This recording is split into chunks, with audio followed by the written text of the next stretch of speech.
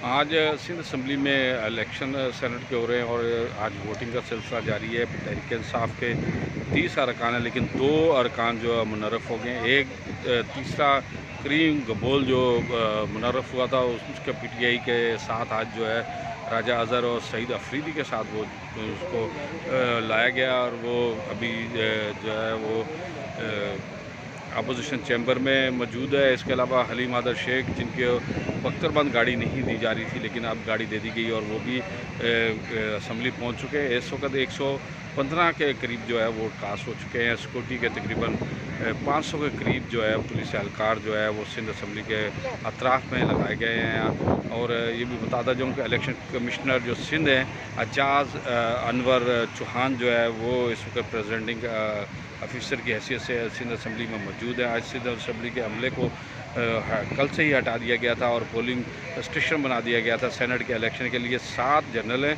और 2 टेक्नोक्रेट, 2 ख़वातीन की नशिस्तें हैं। जबकि पीपल्स पार्टी ने 7 उम्मीदवार जनरल नशिस्तों पर खड़े किए हैं, जिसके अंदर शहादत अवान है। उसके अलावा शीरी रहमान जो है वो ख़वातीन की नशिस्त पे हैं। टेक्नोक्रेट पे जो है उन्होंने डॉक्टर करीम ख्वाजा को रखा हुआ है और फ़ारूक H नाइक उसके ऊपर हैं। इसी तरह जो 7 जनरल नशिस्तें हैं उसके अंदर GDA के जो है पीर सदरुद्दीन राशिदी हैं और फैसल वाडा हैं। टेक्नोक्रेट पर सैफुर रहमान है। इसी तरह MQM के जो है फैसल सजवारी जो हैं वो सेनेट के उम्मीदवार हैं। आज 168 का ये आह्वान है। तकरीबन 164 से वोट कास्ट होने की तवक्का है और आज जो है इस वक्त वोटिंग का सिलसिला जारी है।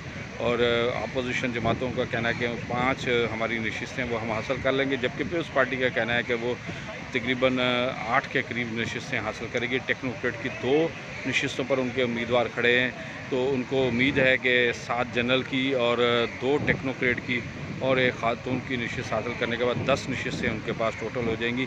और जबकि अपोजिशन जो है वो उनका कहना है कि हम 5 नशिस्तें हासिल कर लेंगे।